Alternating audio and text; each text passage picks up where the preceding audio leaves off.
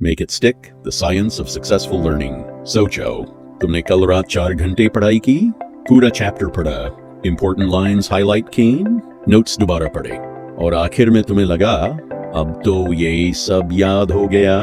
लेकिन अगले दिन एग्जाम में वही सवाल सामने आता है और अचानक दिमाग ब्लैंक। तुम सोचते हो मैंने तो ये पढ़ा था, फिर याद क्यों नहीं आ रहा?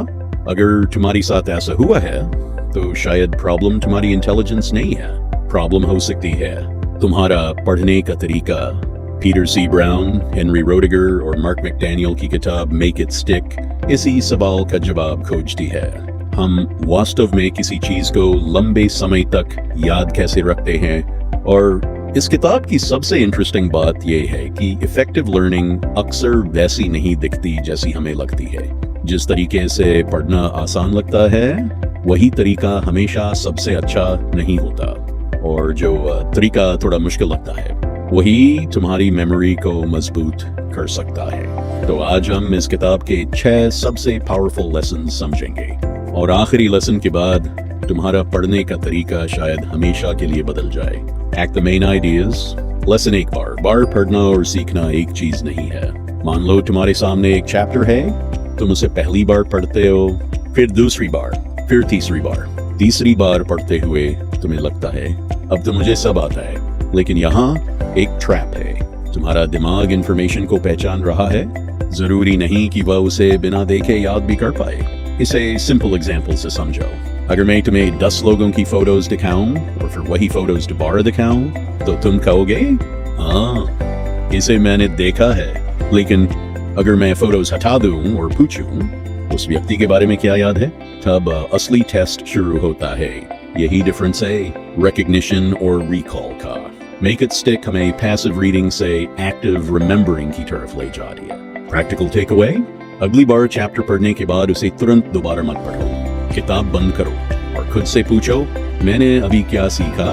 जो याद है उसे अपने वर्ड्स में बोलो या लिखो, क्योंकि लर्निंग का असली टेस्ट ये नहीं कि इंफॉर्मेशन देखकर फेमिलियर लगती है या नहीं। असली सवाल है क्या तुम उसे बिना देखे वापस ला सकते हो? लेसन 2, टेस्टिंग सिर्फ परीक्षा के लिए नहीं है। अब एक सरप्राइजिंग आइडिया।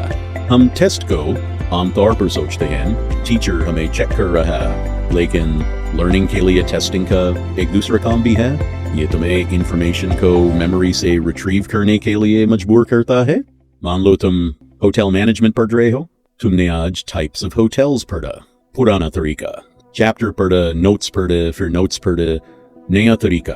चैप्टर पढ़ा, किताब बंद की, खुद से सवाल किया होटल क्या है, इसके क्लासिफिकेशंस क्या हैं, मैं किसी दूसरे स्टूडेंट को इसे कैसे समझाऊंगा। हो सकता है शुरुआत में तुम्हें कई आंसर्स याद ना आए, और यही पॉइंट है, तुम्हारा दिमाग स्ट्रगल कर रहा है। लेकिन इसी स्ट्रगल में रिट्रीवल प्रैक्टिस होती है। प्रैक्टिकल टेक अवे, हर स्टडी सेशन के अंत में 5-10 क्वेश्चंस खुद से पूछो। आंसर पहले मत देखो, पहले सोचो, फिर चेक करो कि कहाँ गलती हुई। लेसन 3, पढ़ाई को एक ही दिन में खत्म करने की कोशिश मत करो। अब आते हैं एक ऐसी गलती पर जो बहुत सारे स्टूडेंट्स करते हैं, क्रैमिंग। एग्जाम कल है तो आज पूरी रात पढ़ लो।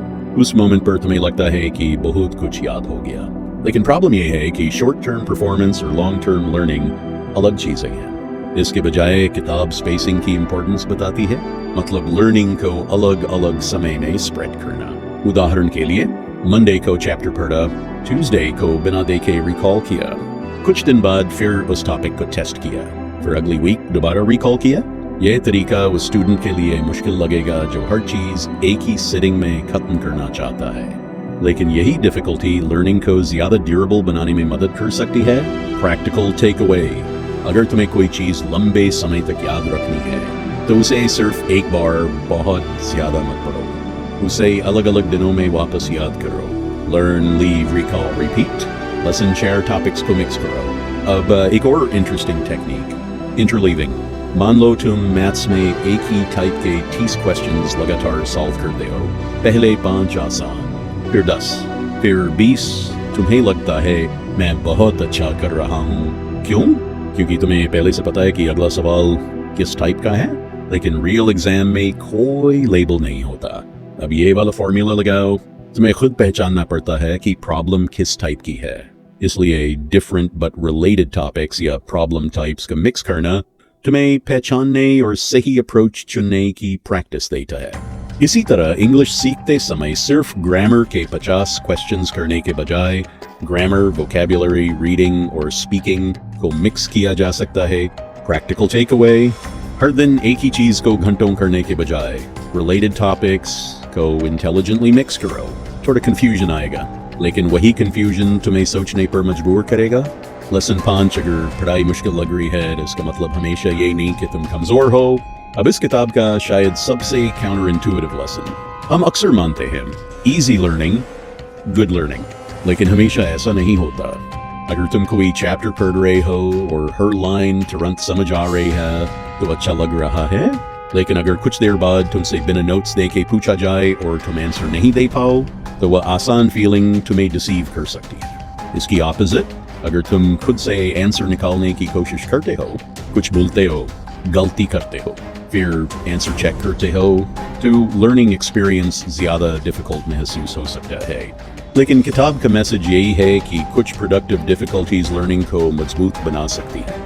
इसलिए अगली बार पढ़ते समय स्ट्रगल आए तो तुरंत ये मत सोचो मैं इंटेलिजेंट नहीं हूँ। हो सकता है तुम्हारा ब्रेन वही काम कर रहा हो जो उसे करना चाहिए। प्रैक्टिकल टेक अवे, डिफिकल्टी से भागो मत, लेकिन डिफिकल्टी ऐसी होनी चाहिए जो लर्निंग में मदद करे। पहले खुद सोचो, फिर आंसर देखो। लेसन 6 जो तुम जानते हो उसके इल्यूजन सबसे खतरनाक है। अब आखिरी लेसन और शायद सबसे इम्पोर्टेंट, कई बार हमारा सबसे बड़ा एनिमी इग्नोरेंस नहीं होता, बल्कि ये विश्वास होता है कि मुझे ये आता है। इसे किताब इल्यूजन ऑफ नोइंग जैसी समस्या के रूप में सामने रखती है। एग्जाम्पल, तुमने एक मोटिवेशनल वीडियो देखा, वीडियो खत्म हुआ, तुम्हें लगा वाओ आज से मैं अपनी लाइफ बदल दूंगा, लेकिन 3 दिन बाद अगर कोई पूछे उस वीडियो की सबसे इंपॉर्टेंट 3 बातें क्या थी, शायद तुम्हें सिर्फ 1-2 बातें याद हों। इंफॉर्मेशन कंज्यूम करना और नॉलेज डेवलप करना अलग चीजें हैं। नॉलेज तब मजबूत होती है जब तुम उसे रिट्रीव करते हो, एक्सप्लेन करते हो और अलग सिचुएशंस में अप्लाई करते हो। इसलिए खुद को सिर्फ ये मत पूछो क्या मैंने इसे पढ़ा है, पूछो क्या मैं इसे समझा सकता हूँ, क्या मैं इसे बिना देखे याद कर सकता हूँ, क्या मैं इसे रियल लाइफ में यूज कर सकता हूँ। यही तुम्हारे लर्निंग लेवल का ज्यादा ऑनेस्ट टेस्ट है। Act, team, transformation plus conclusion. अब इमेजिन करो अगर तुम अपनी अगली स्टडी सेशन को इस तरह कर दो, पहले टॉपिक समझो, फिर किताब बंद करो, जो याद है उसे रिकॉल करो, गलतियां आइडेंटिफाई करो, अगले दिन वापस उस टॉपिक को टेस्ट करो, कुछ दिनों बाद फिर रिकॉल करो और अलग अलग टॉपिक्स को मिक्स करके प्रैक्टिस करो। तो तुम्हारी पढ़ाई सिर्फ मैंने कितने घंटे पढ़ा पर डिपेंड नहीं करेगी, बल्कि सवाल होगा मैंने कितना याद रखा और कितना अप्लाई कर पाया। और यही मेक इट स्टिक का सबसे बड़ा मैसेज है। लर्निंग कोई ऐसी चीज नहीं है जिसमें सिर्फ ज्यादा घंटे लगाने से जीत मिल जाती है। लर्निंग एक स्किल है और उस स्किल को बेहतर किया जा सकता है। इसलिए अगली बार जब तुम पढ़ने बैठो, हाईलाइट करने से पहले खुद से सवाल पूछो, चैप्टर दोबारा पढ़ने से पहले किताब बंद करके रिकॉल करो, एग्जाम से एक रात पहले सब कुछ ठूंसने के बजाय पहले से थोड़ा थोड़ा सीखो। और जब पढ़ाई थोड़ी मुश्किल लगे तो तुरंत हार मत मानो, क्योंकि कभी कभी जो लर्निंग आसान महसूस होती है वो जल्दी गायब हो जाती है, और जो लर्निंग तुम्हें थोड़ा स्ट्रगल करवाती है वही ज्यादा देर तक टिक सकती है। इसलिए अगली बार पढ़ते समय एक बात याद रखना, don't just read it, retrieve it, space it, mix it, apply it. क्योंकि असली सवाल ये नहीं है कि तुमने कितना पढ़ा, असली सवाल है जब किताब तुम्हारे सामने नहीं होगी तब तुम्हें कितना याद रहेगा।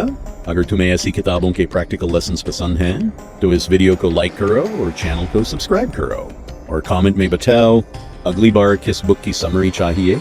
मिलते हैं अगली वीडियो में। Keep learning, keep growing. Thumbnail बनाने के लिए प्रॉम्प्ट लिख के दो।